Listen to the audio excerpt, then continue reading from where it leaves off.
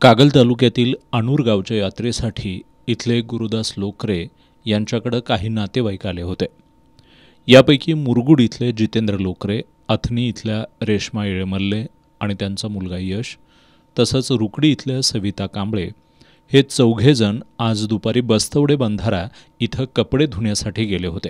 यावेळी हे चौघेही वेदगंगा नदीपात्रात बुडाले.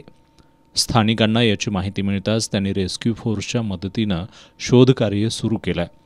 यामध्ये जितेंद्र लोकरे, रेश्मा येळमल्ले आणि सविता कांबळे या तिघांचे मृतदेह हाती लागलेत.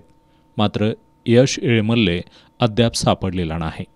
कागलचे पोलीस निरीक्षक गजेंद्र लोहार, मुरगुडचे सहाय्यक पोलीस निरीक्षक शिवाजी करे यांनी घटनास्थळी उपस्थित राहून शोधकार्यासाठी रेस्क्यू फोर्सला मार्गदर्शन केलं. गुरुदास लोकरे यांच्याकडे यात्रेसाठी आलेल्या नातेवाईकांवर काळानं घाला घातल्यानं अणूर आणि परिसरातून हळहळ व्यक्त होतीये.